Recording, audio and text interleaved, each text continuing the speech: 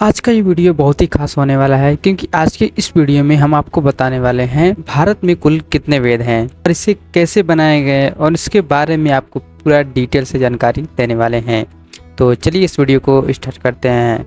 मैं आपको एक 3 विचार के से जवाब दूंगा।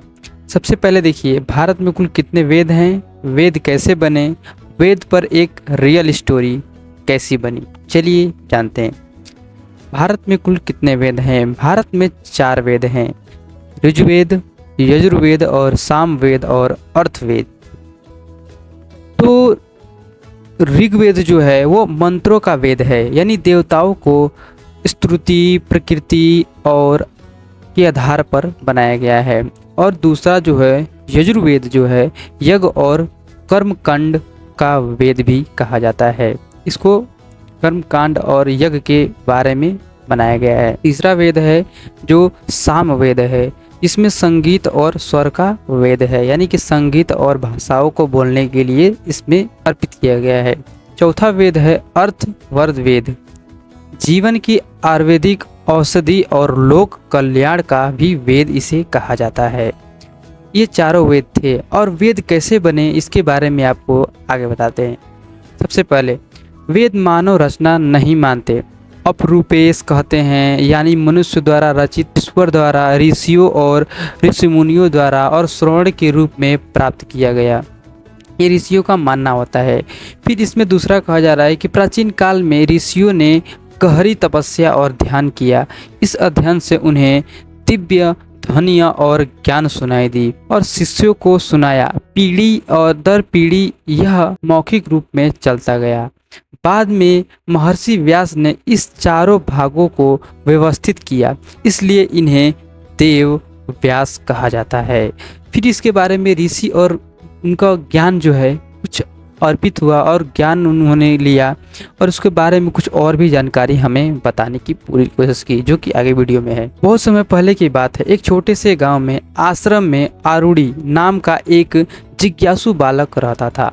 उसका मन हमेशा यह सोचता था कि जीवन का असली ज्ञान कहाँ है, क्योंकि सिर्फ किताबों और विज्ञान से सब कुछ नहीं जाना जा सकता है। एक दिन आरूढ़ी अपने गुरु के पास गया और बोला, गुरुदेव, मुझे जीवन का परम सत्य जानना है, मुझे बताइए ज्ञान का सबसे शुद्ध और स्रोत क्या है।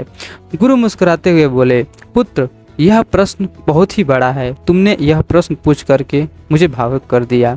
इसका उत्तर तुम्हें खुद अनुभव से मिलेगा, यानी कि जो तुम अनुभव करोगे तभी मिलेगा। फिर कल सुबह सूर्योदय के समय नदी के किनारे आना। तो वहाँ पर साधु ने उसे बुलाया। पहला अनुभव उसे ये हुआ कि अगली सुबह आरूढ़ी नदी के किनारे पहुंचा। सूरज की पहली किरण पानी पर चमकती। गुरु ने कहा, सुनो, यह प्रकृति जो तुम देख रहे हो, सूर्य, नदी, वायु, यह एक ऋग्वेद है, ऋग्वेद का हिस्सा है। इसे सृष्टि की स्तुति और देवताओं का आह्वान कहा जाता है। मनुष्य की प्रकृति से सीखना चाहिए कि बिना किसी स्वार्थ से सभी के लिए काम करो। आरूढ़ी ने समझ लिया कि ऋग्वेद हमें प्रकृति का उदाहरण करना सिखाता है। दूसरा वेद में यह अनुभव किया। फिर गुरु ने अग्नि जलकर और यज्ञ की मंत्रोच्चारण किया, करते हुए बोला, यह यज्ञ और अनुशासन यदि यजुर्वेद है, यह हमेशा हमें कर्म और कर्तव्य की शिक्षा देता है। जो व्यक्ति अपने कर्म सही करता है वही जीवन में सफल होता है।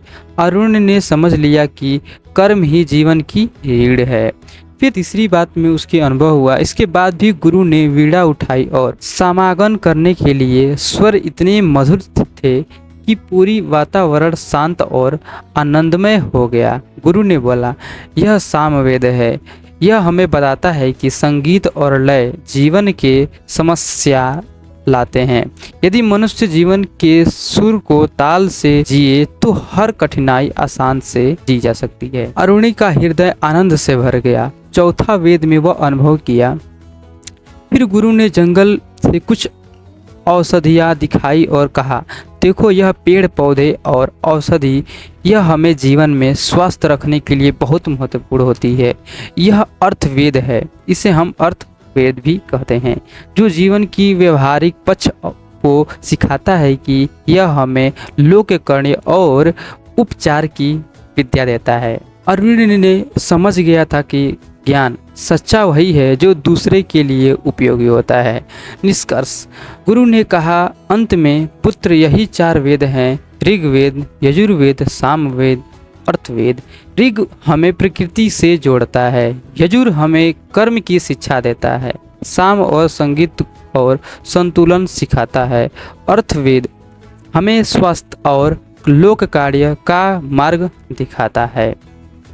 जीवन का असली ज्ञान वही है जो दूसरों को भला करे और आत्मा की शांति, यही वेद का सत्य है। अरुणि ने प्रणाम किया और समझ गया कि वेद सिर्फ किताबों से नहीं बल्कि जीवन जीने की कला से भी मिलती है। तो यही चारों वेद था।